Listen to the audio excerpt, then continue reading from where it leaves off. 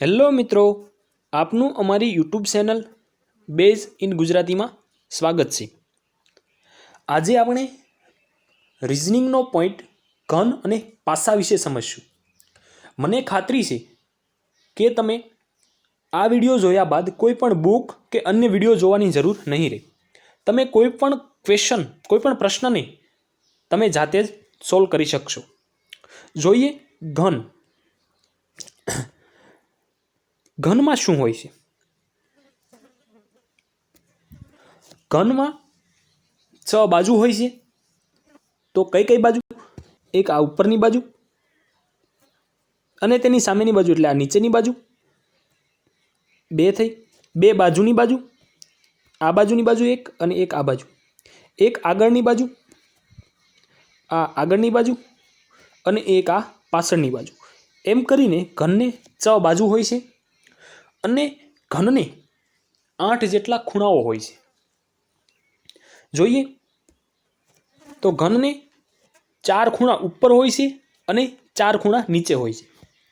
1 2 3 4, 1 2 3 4, એવી રીતે 4 ઉપર અને 4 નીચે હોય છે। કિનારીઓ।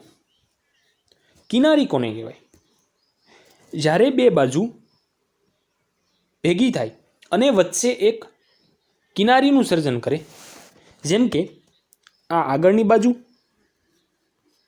અને આ ઉપરની બાજુ, તેની વચ્ચે એક આ કિનારી બને છે, તેને કિનારી કહેવાય છે। બરાબર। હવે ઘનમાં આવી કેટલી કિનારીઓ હોય છે? તો ઘનમાં 12 જેટલી કિનારીઓ હોય છે।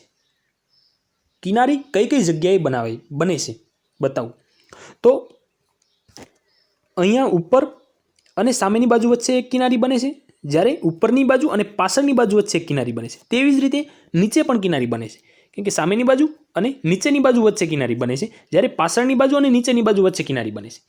તો 4 કિનારી થઈ। એવી જ રીતે 4 કિનારી અહીંયા ઊભી બને છે, ઊંચાઈમાં 4 કિનારી બને છે, એક પાછળ, એક અહીં પાછળ અને એક આગળ, 4 4 ને 4 8। જ્યારે બીજી પહોળાઈમાં કિનારી બને છે, એક અહીંયા, એક અહીંયા, એક અહીંયા। એવી રીતે ઘનની 12 જેટલી કિનારીઓ હોય છે અને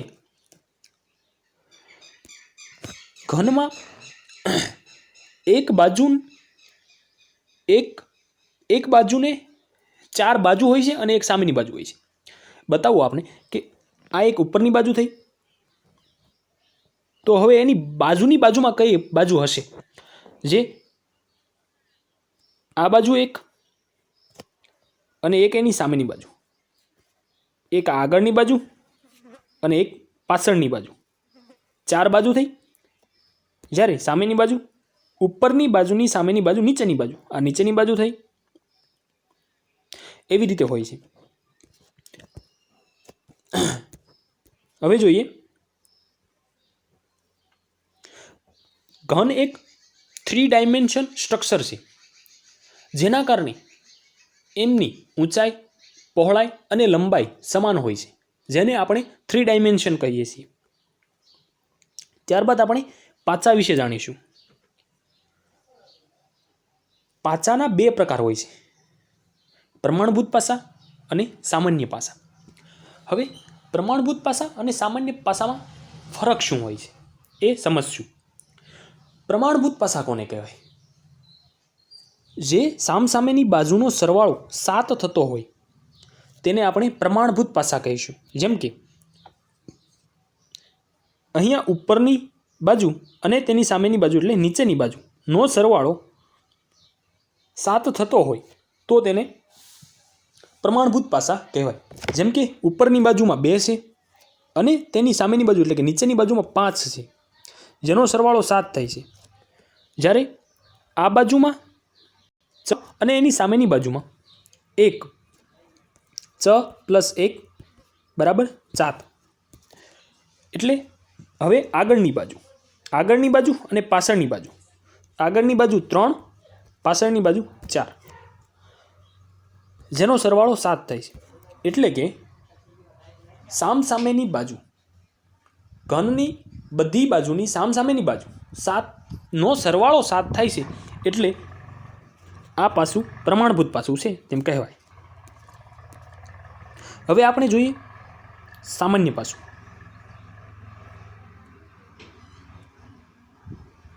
સામાન્ય પાસામાં બે નિકટવર્તી સપાટીનો સરવાળો 7 થાય એટલે કે સામસામેની બાજુનો સરવાળો 7 થતો નથી.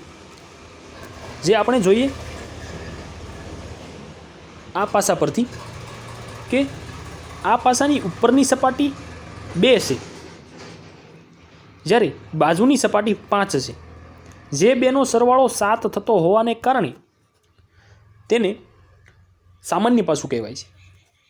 જ્યારે પ્રમાણભૂત પાસામાં આવી પરિસ્થિતિનું સર્જન થતું નથી. તેનું કારણ શું?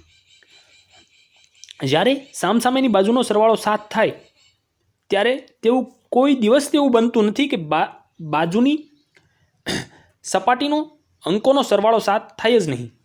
તેના કારણે આ પાસું જે તેમને સામાન્ય પાસું છે. જ્યારે ઉપર આપણે જોયું તે પ્રમાણભૂત પાસું છે. હવે આવી પરિસ્થિતિ જ્યારે સર્જન થાય આકૃતિમાં આપેલું છે ત્યારે શું થાય છે કે અહીં આ બાજુની સપાટીનો સરવાળો 7 થતો નથી. જ્યારે આ બાજુની સપાટી અને ઉપરની સપાટીનો સરવાળો પણ 7 થતો નથી. તેના કારણે તે સામાન્ય પાસું તો નથી જ, પરંતુ આ પાસાને આપણે પ્રમાણભૂત પાસું પણ કહી શકીએ નહીં. કારણ કે એવું કહી ન શકાય કે 6ની સામેની બાજુ 1 હશે જ, જ્યારે 4ની સામેની બાજુ 3 ન પણ હોઈ શકે અને 2ની સામેની બાજુ 5 ન પણ હોઈ શકે. તેના કારણે આ પાસું પ્રમાણભૂત કે સામાન્ય એક પણ નથી. બરાબર. હવે આપણે આગળ જોઈએ કેસ 1. જ્યારે બે પાસામાં એક સપાટી તેના સ્થાન સાથે સમાન હોય. જેમ કે જોઈએ આપણે કે આ પાસાની ઉપરની સપાટી પહેલા પાસું, આ પહેલું પાસું છે, આ બીજું પાસું. જેની ઉપરની સપાટી પહેલા પાસાની ઉપરની સપાટી 4, જ્યારે બીજા પાસાની ઉપરની સપાટી 4 છે.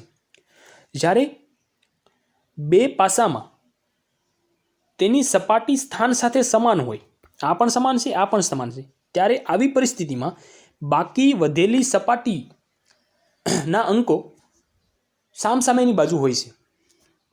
જેમ કે બાકી ક્યાં અંકો વધ્યા? હવે બાકી 5 વધ્યા. તો 5ની સામેની બાજુ અહીંયા 3 હશે, જ્યારે 6ની સામેની બાજુ 2 હશે તેમ કહી શકાય. તો જોઈએ કે 5ની સામેની બાજુ 3 થઈ, જે અહીંયા આપેલું છે. જ્યારે 6ની સામેની બાજુ 2 થઈ, તો હવે 4ની સામેની બાજુ કઈ હશે એવું આપણને પૂછવામાં આવે તો નક્કી થાય છે કે 5ની સામેની બાજુ 3 હોય, 6ની સામેની બાજુ 2 હોય, તો 4ની સામેની બાજુ 1 જ હોવાની છે, કેમ કે તે એક જ સંખ્યા વધી છે. નીચે જોઈએ કેસ 2. બે બાજુ સમાન હોય ત્યારે શું થાય? કોઈ પણ પાસામાં બે બાજુઓ સમાન હોય ત્યારે શું થાય? જોઈએ અહીંયા પહેલું પાસું અને આ બીજું પાસું માં ઉપરનો અંક 2 અને 3, જ્યારે અહીં પણ 2 અને 3 એવા બે અંકો સમાન છે. જ્યારે આવી પરિસ્થિતિ બને ત્યારે જે બાકીનું જે બાજુ વધી છે તે સામસામેની બાજુ હશે. જોઈએ તો 2 અને 3 છોડીને બાકીની કઈ બાજુ વધી છે? તો 5, અને આ પાસામાં 2 વધી છે, તો 5 અને 2 બંને સામસામેની બાજુ હશે. જ્યારે 2 અને 3નું કંઈ પણ કહી ન શકાય. 5 અને 6 સામેની બાજુ હશે. ઓકે, જોઈએ કે 2 અને 3 આમાં પણ કોમન છે, 2 અને 3 આમાં પણ કોમન છે, તો વધી 5 અને 6 તે સામસામે હશે. બરાબર. હવે એક્ઝામ્પલથી જોઈએ આપણે તો અહીં જોઈએ એક્ઝામ્પલમાં આપણને બે પાસાની આકૃતિ આપી છે. હવે પહેલા પાસામાં કેવું છે ए અને एफ જે બીજા પાસામાં પણ એ અને એફ સમાન છે. આપણે કેસ 2 માં જોયું જ્યારે કોઈ પાસાની બે બાજુઓ સમાન હોય ત્યારે જે બાકીની બાજુ વધે છે તે સામસામેની બાજુ હશે. તો બાકીની બાજુ કઈ વધી? પહેલા પાસામાં ડી વધી, જ્યારે બીજા પાસામાં સી વધી. તો ડી અને સી બંને સામસામેની બાજુ હશે. હવે આપણે આગળ જોઈએ એક્ઝામ્પલ.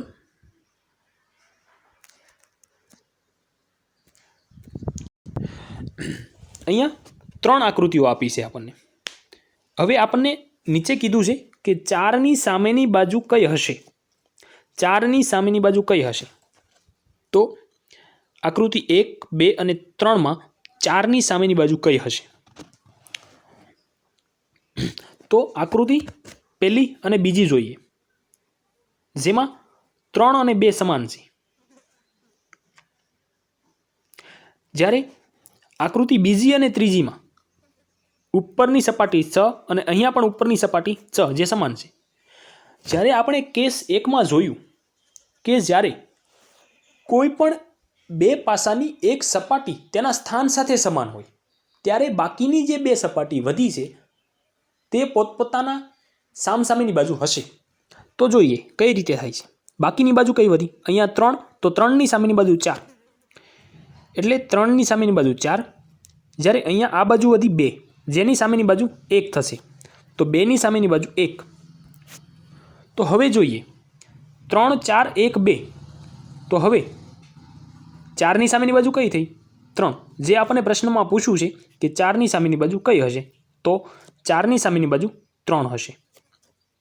ઓકે. ત્યારબાદ આગળનો પ્રશ્ન જોઈએ આપણે. આગળનો કેસ 3 જોઈએ કે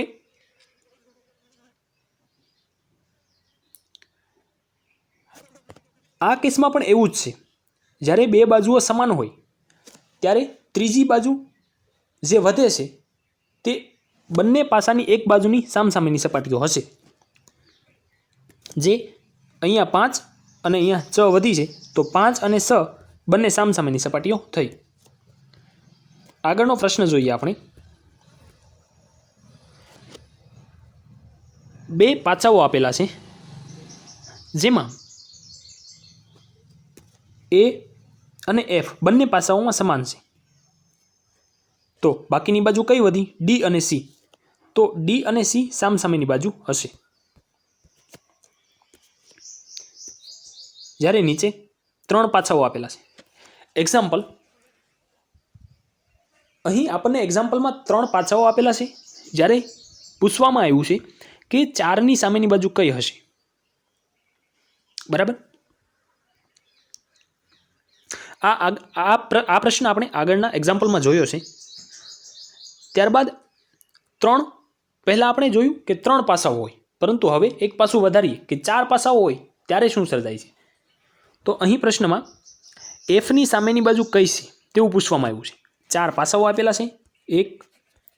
4 પાસાઓ આપેલા છે જેની 1, 2, 3 અને 4. હવે પૂછવામાં આવ્યું છે કે એફની સામેની બાજુ કઈ હશે? બરાબર. તો જોઈએ કે આકૃતિ 1 અને આકૃતિ 2માં શું સમાન છે? આકૃતિ 3, 4માં શું સમાન છે તે જોઈએ આપણે. કે આકૃતિ 1 અને 3માં આકૃતિ 1 અને 3માં જુઓ, એ તેના સ્થાન સાથે સમાન છે. અહીંયા પણ તેનું સ્થાન સમાન છે, અહીંયા પણ તેનું સ્થાન સમાન છે. હવે કેસ 1માં આપણે જોયું જ્યારે કોઈ બે પાસા તેના સ્થાન સાથે સમાન હોય ત્યારે બાકીની વધેલી બાજુ તેની સામસામેની બાજુ થાય. તો અહીંયા બી વધી તો બીની સામે બાજુ ઈ થશે. જ્યારે અહીંયા એફ વધ્યા તો એફની સામેની બાજુ ડી થશે. તો આપણને પ્રશ્નમાં પૂછ્યું છે કે એફની સામેની બાજુ કઈ? તો એફની સામેની બાજુ ડી થશે, જે કેસ 1 પ્રમાણે. ત્યારબાદ આગળ આપણને એક્ઝામ્પલમાં ચિહ્નો આપેલા છે. હવે આકૃતિ 1, આકૃતિ 2 અને આકૃતિમાં 3 અલગ અલગ ચિહ્નો આપેલા છે. જ્યારે એરાવાળા ચિહ્નની સામેની બાજુ કઈ હશે? હવે આવા જ્યારે પ્રશ્નો પૂછાય અને કેસ 1 અને કેસ 2 પ્રમાણે જ્યારે પરિસ્થિતિનું સર્જન ન થતું હોય ત્યારે શું કરવાનું એ સમજીએ. હવે અહીંયા ફિગર 1માં જોઈએ તો એરો અને ફિગર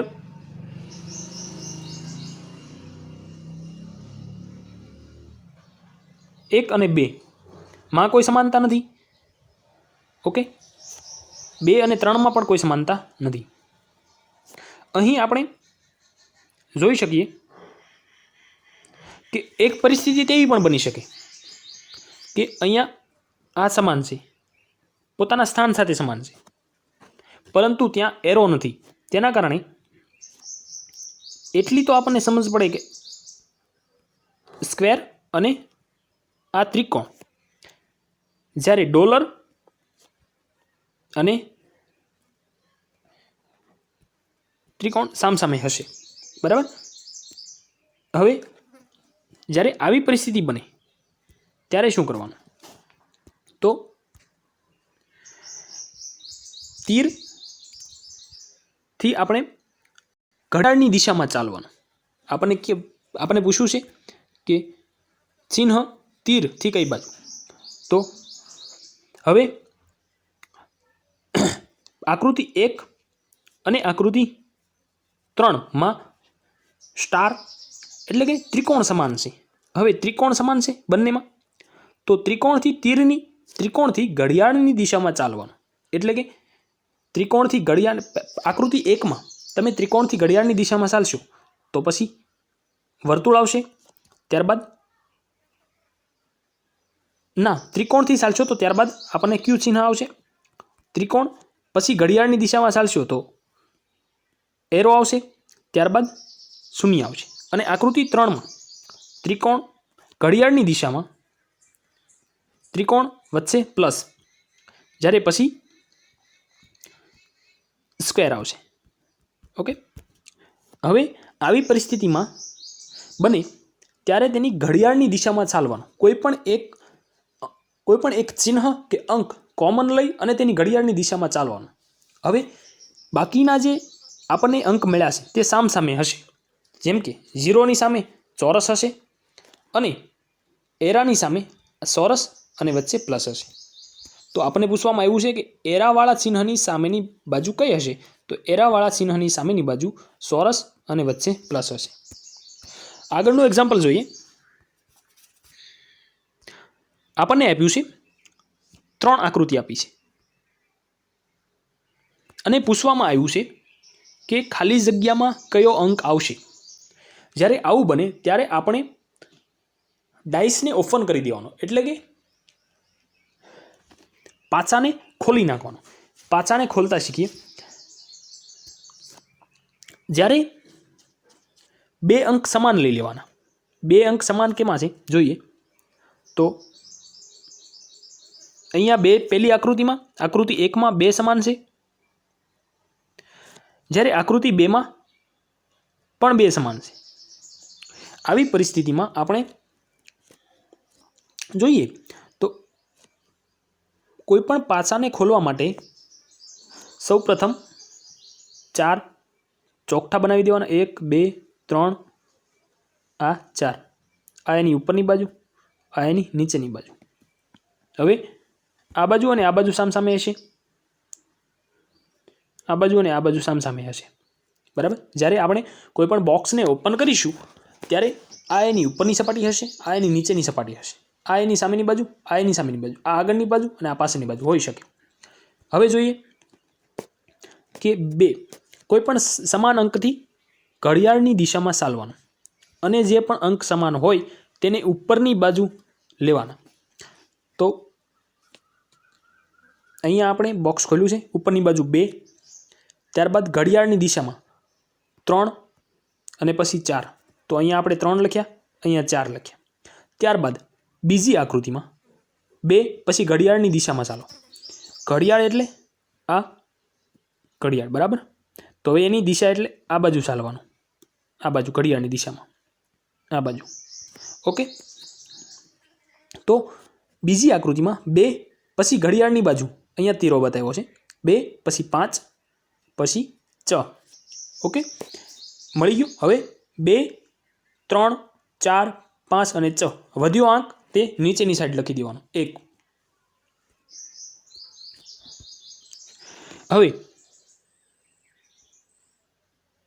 હવે આપણને કીધું છે કે ત્રીજી આકૃતિમાં જે પ્રશ્નાર્થ ચિહ્ન આપ્યું છે તેની જગ્યાએ જવાબમાં શું આવશે. હવે આપણે કોઈ પણ આવો પ્રશ્ન જ્યારે કોઈ પણ પરિસ્થિતિમાં પૂછાય ત્યારે શું કરવાનું. તો પહેલાં તો આપણે શું કર્યું કે પાછું છે જેને ઓપન કરી નાખ્યું. ત્યારબાદ જે ત્રીજા પ્રશ્ન ત્રીજા આકૃતિમાં દર્શાવેલું છે જેમાં 1 અને 5, પહેલાં 1 પછી 5, તો 1 થી ક્લોકવાઇઝ ચાલવાનું, બરાબર. તો અહીંયા છે આ 1 થી ક્લોકવાઇઝ ચાલો, 1 થી 5 એટલે 1 થી 5 અહીંયા આવ્યું, 1 5 અને પછી કયું આવશે ક્લોકવાઇઝ ચાલવાનું એટલે 4 આવશે. જેથી 1 5 અને 4, તો જે પ્રશ્ન આપણને પૂછ્યો છે જેમાં જવાબ 4 આવશે ક્લોકવાઇઝ ચાલવાથી. ત્યારબાદ આપણે નીચેનું એક્ઝામ્પલ જોઈશું. 4 5 આકૃતિ 1 2 અને 3 આપેલી છે, જેમાં આપણે જોઈએ કે ત્રીજી આકૃતિમાં અહીંયા પ્રશ્નાર્થ ચિહ્ન આપેલું છે, તો તેની જગ્યાએ શું આવશે તેવો પ્રશ્ન પૂછ્યો છે. હવે 1 અને 2 આકૃતિમાં કોમન શું છે?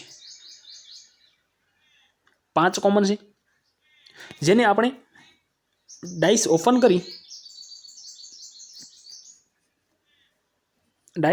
કરી અને ઉપરની બાજુ લખી દેવાનું. અહીંયા ઉપરની બાજુ જે 2 આકૃતિમાં કોમન 5 છે, તો 5 ને અહીંયા ઉપરની બાજુ લખ્યા.